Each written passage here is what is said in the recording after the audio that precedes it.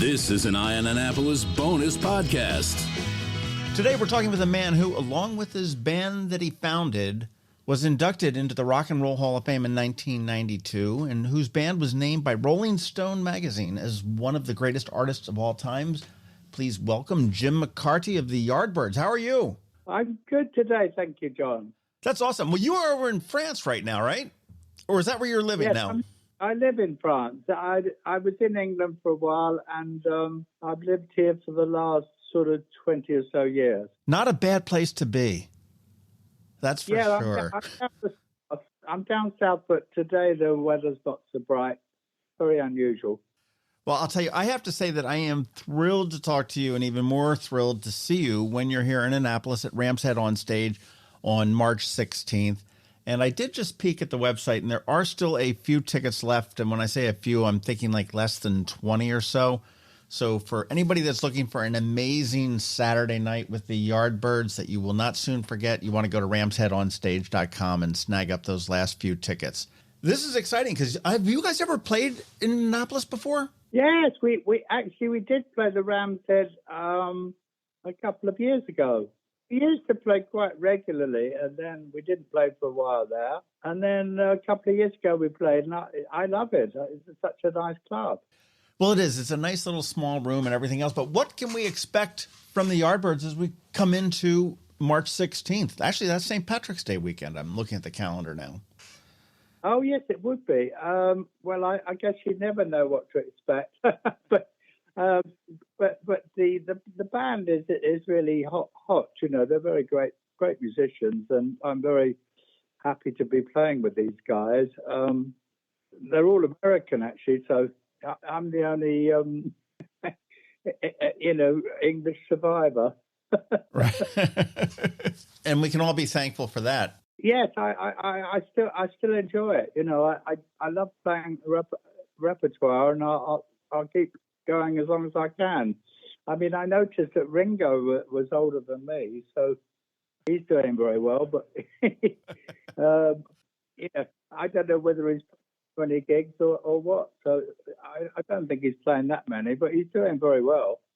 True. Well, I'll tell you, it does say a whole lot about an artist and a band that can span that long of time. And you guys are still cranking out albums. I mean, and touring and everything else, which is fantastic. Obviously a little bit different lineup. I mean, you had Jeff Beck and Eric Clapton and Jimmy Page all float through there through the years. And you are the last man standing, if you will, right? Yes, I'm the only one that was in the band from the beginning. I think the only Yardbird that did it. I was looking at you guys have my count may be wrong, but 6 studio and 12 live albums, and I thought that was kind of interesting because you guys are a live band. I mean, are you much better live, do you think, than studio? Yes, we were always very good live. Studio needs that little bit extra. I thought what we captured a great sound on that Roger the Engineer album, with Jeff Beck. That's probably the best studio album. But live it is good because you never know quite what's going to happen, and we improvise and play off each other, and it can be quite different. You know, it's funny. I was chatting with Rod Argent yesterday. Actually, we were talking about how today's kids are sort of rediscovering older tunes and really, really getting into them. And my girlfriend's daughter, who's 24, 25, knows more about Fleetwood Mac than anybody I know. Do you see that with the Yardbirds, with that, your audience is getting, I don't want to say it's getting, I mean, I can't imagine you have a bunch of 18-year-old screaming women there, but are you finding that it is, skewing a little bit younger, and as younger people are starting to discover the old music? I think that seems to be the way. Last year, we just played on the Flower Power cruise, which we're doing again this year. And of course, that's naturally they're older people. But the year before, we did play a couple of festivals. There were quite a lot of young people, and they seemed to know all the songs. It was very nice. I think what they do, they come through probably Led Zeppelin and maybe Aerosmith. That they were the bands that bridged the 60s and and heavy metal, and so they come from Zeppelin to us. They go back in their history, and it's lovely to see them. Throughout your career, I mean, with the Yardbirds and then beyond, I mean, you've really had a front seat to the whole evolution of rock and roll. You're obviously still in the business and anything else, but are there any current artists or bands that you feel are really sort of, carrying that innovative spirit that really defined the Yardbirds? Yes, there probably are. I'd have to think about it. I think some of the older bands still they keep going, don't they? But in terms of young bands, I don't know any, to be honest. Did Rod Argent know any? Right. The Yardbirds were kind of known for the experimental approach to music. I mean, there was you were doing really groundbreaking things, way back in the day. Was there ever any idea that the band really toyed with, but never realized, that never fully came to fruition? Yeah, I think the problem with us was we in those days we were always looking for a hit single. And if you didn't have a hit single, you just got forgotten about. So, we had a lot of quite good hit singles, and then we started to struggle trying to find another song, and we went down the wrong route, and then we recorded some terrible songs, and it sort of was the end of the band in a way. And apart from that, you were playing on the road the whole time, so. He didn't make a lot of money on album sales. It was all singles, and so naturally we got worn out. And I think if we'd have kept together somehow or other, and I mean nobody can predict what's going to happen, can they? But if we'd have kept the band going another year or two, we might have kept going a bit longer. Done some more good stuff, who knows? True. Sort of related to that, I was reading in an old interview where you'd said that Clapton had left partially because you guys had switched from the blues and, were in search for that next hit record, and which is understandable because you need to change and everything else. But, as you started as a blues band, and obviously that's where your roots are, do you miss performing that as a blues band? Well, we still do a lot of bluesy stuff. We still do Smokestack Lightning, and we still play Drinking Muddy Water. Really, really good old blues classics. So, I suppose not. The thing about the blues was when we played it became very predictable because it was like a 12-bar format, and we didn't want to sound boring. That was the worst thing we wanted to do. We wanted to be exciting and really grab audiences when we played. And I think we still want to do that now when we play. As you look back through your repertoire, I mean, is there a song or maybe a project in your past that you feel is really kind of underrated and didn't get the attention or recognition that you felt it deserved? I mean, I know there's so many artists that say, this song should have been the one. Yeah, we did Shapes of Things, which I thought was a great record, but that generally gets quite highly rated by people. But we got back together. I got back together with Chris Dreyer in the 1990s, and we did a good album called Birdland, and we had a lot of people playing on it. It had people like Steve Vai and Slash playing on different tracks, Joe Satriani, and it was a bit disappointing because I thought it was a great album, but it never really saw the light of day. It was okay with all the Yardbirds fans, but we didn't get it over to the young audience like we were trying to do. Fair. Well, you've had such a storied career over the last, and it's got to be freaky for you to sit there and hear somebody say, well, been performing for the last 6 decades, but you've brought music and joy to everybody for, close to 60 years now. What happened if your life had took a different turn way back then? What would you be doing today? Well, I used to work in the stock exchange before I joined the group. When I left school, I was quite a mathematician, and I was going to be an actuary. You know, the people that work out life policies and life premium, you know, insurance premiums and stuff. And everyone used to say to me, "Oh, the actuary, you know, that's the most well-paid job." So I'd be well off, I know that, but I don't know if I'd have missed a big life, I'll tell you. Somehow I don't picture Jim McCarty in a suit and tie working in finance, but that's great.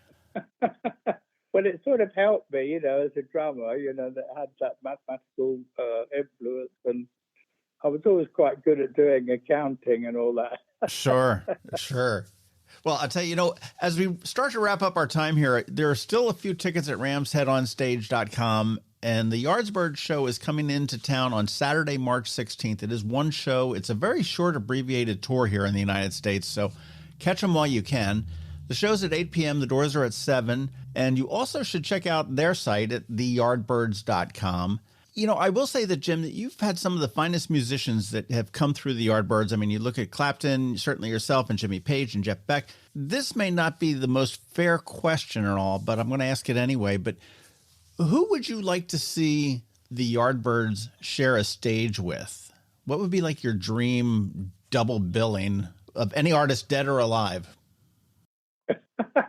Okay. Probably Jimi Hendrix. Let's play with the Jimi Hendrix experience.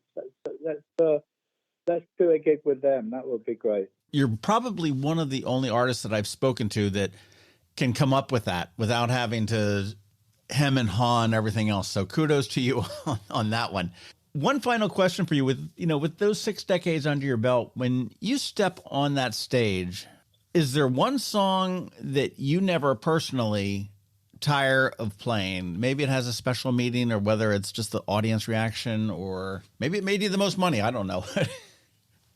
Well, I love Shapes of Things. I thought that was a great song. And it was one that we wrote it together, and we did it at a good time in a great studio in the Chess Studios, actually, in Chicago. So I never tire of that one, and it always has a great message with it, and it still lives on today. You know, that message never dates. So I'm very excited about playing that one. Well, I will say that your messages and your music is timeless. It lives on, which is obviously evidenced this many years later. One of my favorites. And again, I think this is going to be a fantastic show on Saturday the 16th here in Annapolis. Again, a few tickets remain, ramsheadonstage.com. Jim McCarty, I want to thank you so much for taking time of your afternoon to talk with us. And I can't wait to see the show on the 16th. And I wish you and everybody else a safe voyage over here across the pond. Thank you, John. It was a great pleasure being with you. Here, within my lonely frame, my eyes just hurt my brain, but will it seem the same? Come tomorrow, will I be older? Come tomorrow, may be a soldier. Come tomorrow, may I be bolder than today. Now the trees are almost green, but will they still be seen when time and tide have been? Falling to your passing hands, please don't destroy these lands, don't make them desert sand. Come tomorrow, will I be older?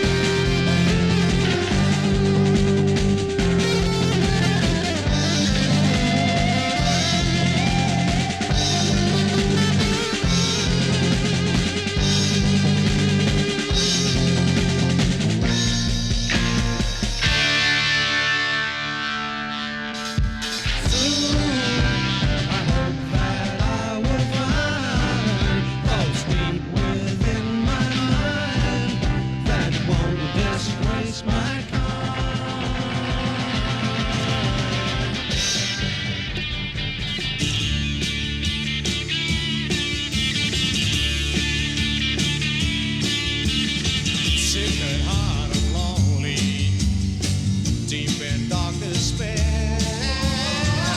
thinking one thought only, where is she, tell me where, and if she says to you, she don't love me, just give her my message, tell her of my plea, and I know, well, if she had me back again, well, I would never make her sad. I got a heart full of soul.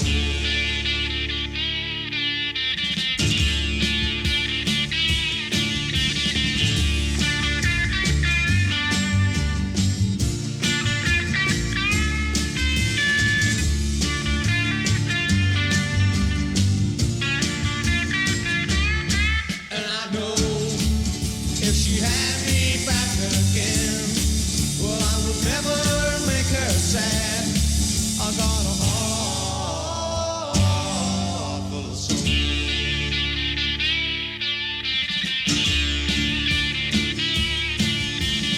She's been gone such a long time, longer than I can bear. But if she says she wants me, tell her that I'll be there. And if she says to you, she don't love me, just give her my message, tell her of my plea. And I know, well, if she had me back again, well, I would never make her sad. I got a heart full of soul.